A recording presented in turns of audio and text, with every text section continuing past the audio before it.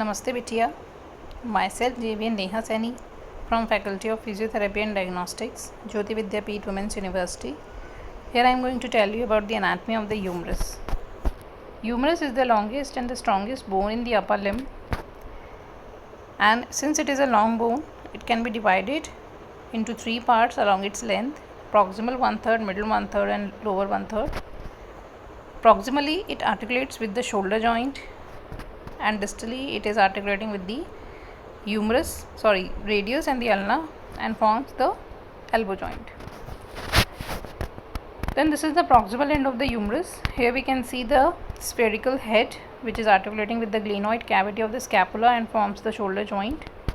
And this is the lesser tubercle. Lesser means it is a small tubercle. On the lesser tubercle we have the attachment of subscapularis muscle, as we can see in the image. Subscapularis muscle arises from the whole of the ventral surface of the scapula and it is inserting on the lesser tubercle. Now this is the bicipital groove. Bicipital groove means it is a groove between the lesser tubercle and the greater tubercle.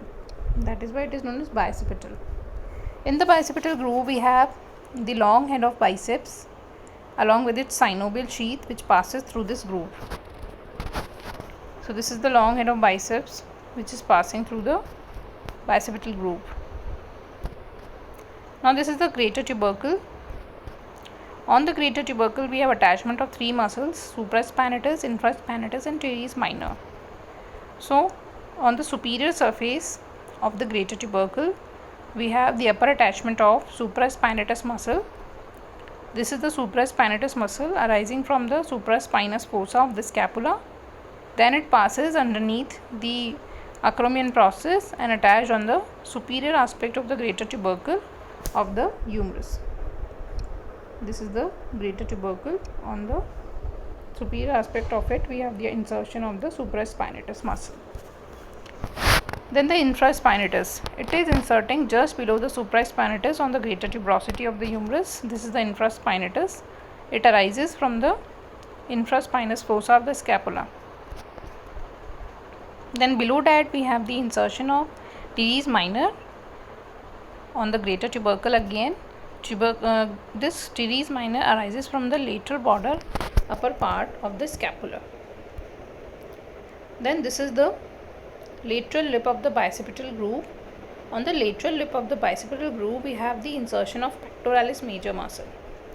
This pectoralis major muscle is a muscle of your pectoral region, that is the chest wall. So this is the pectoral major muscle.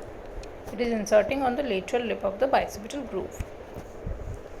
Then in the floor of the bicipital groove we have the insertion of latissimus dorsi. It is a broad muscle in the back and it is inserting on the floor of the bicipital groove. Then this is the medial lip of the bicipital groove. Here we have the insertion of teres major muscle.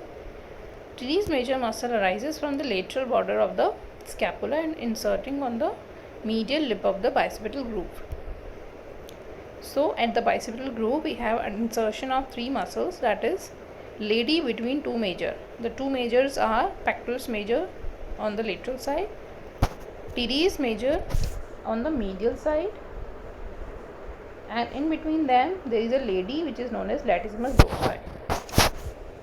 This is the mnemonic for the attachment of the muscles at the bicipital groove.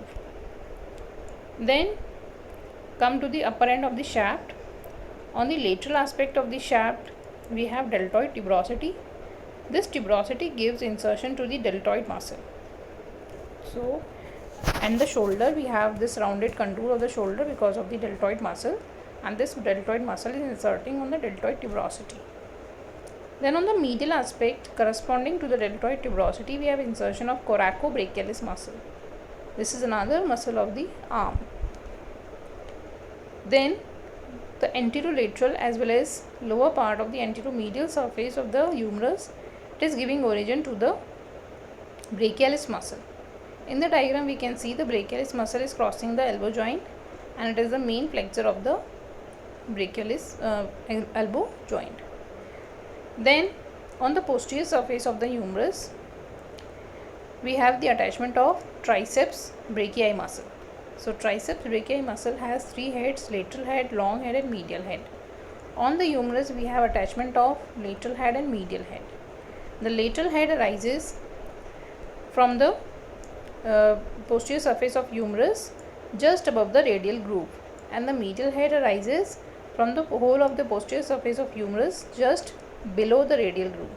So here we can see this is the medial head of the triceps, and the lateral head arises from here point, that is just above the radial groove on the posterior surface is the lateral head.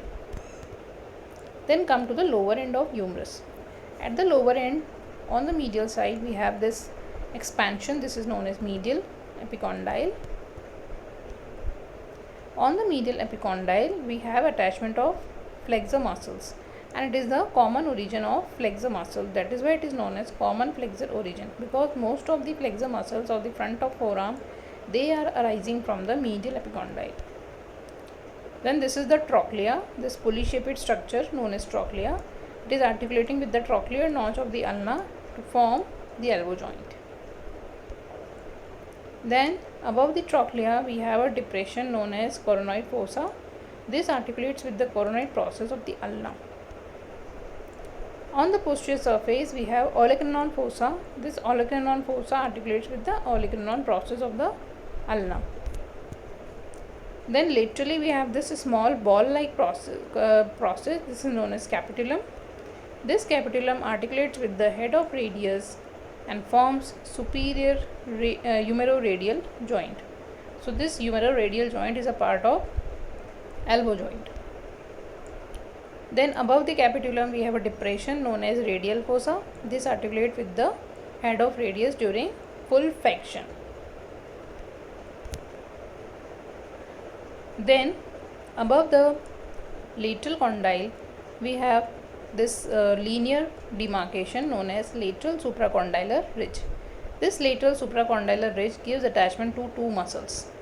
In the upper 2/3 part we have the origin of brachioradialis muscle. Brachioradialis muscle is a muscle of the back of forearm.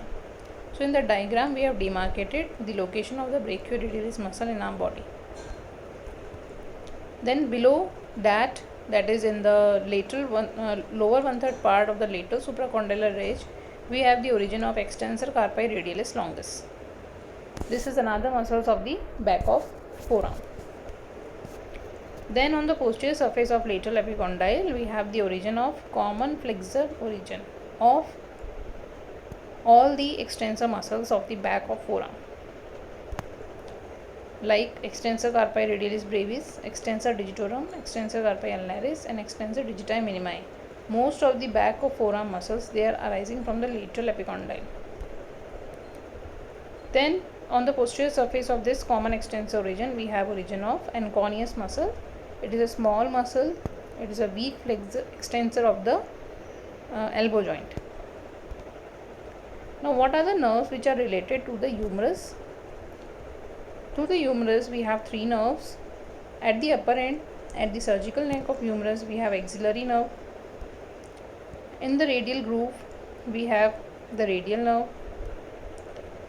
At the posterior aspect of the medial epicondyle we have the ulnar nerve. So we have three nerves, the axillary, radial and ulnar nerves. Now come to the applied. In the applied we have humeral shaft fracture. The fractures of the diaphysis, that is the shaft of the humerus, they can occur at all ages. It can be at the proximal 1/3, middle 1/3 and distal 1/3. Now complication of the proximal humerus fracture, it may include malunion with loss of shoulder range of motion, rarely functionally significant. It will lead to shortening up to the 3 to 4 centimeters, seemingly well tolerated. Neurologic and vascular compromise less common than in adults. Now the questions related to this topic includes write short note on attachments of upper end of humerus. Second question is lower end of humerus. In the lower end of humerus we have to discuss about the anatomical features of the lower end of humerus as well as the attachments of the lower end of humerus. Now this is the exercise. You have to draw this diagram in your file and label all the demarcated structures in this diagram. This is another exercise for the attachments of the humerus. You have to draw this diagram anterior as well as posterior surface and use sky blue color for insertion and orange color for origin. This is not orange color which is showing in the diagram, this is red color, but you have to use orange color only for the origin and sky blue color for insertion, and draw this diagram and label all the attachments over here. So this completes your topic, the anatomy of the humerus. Thank you.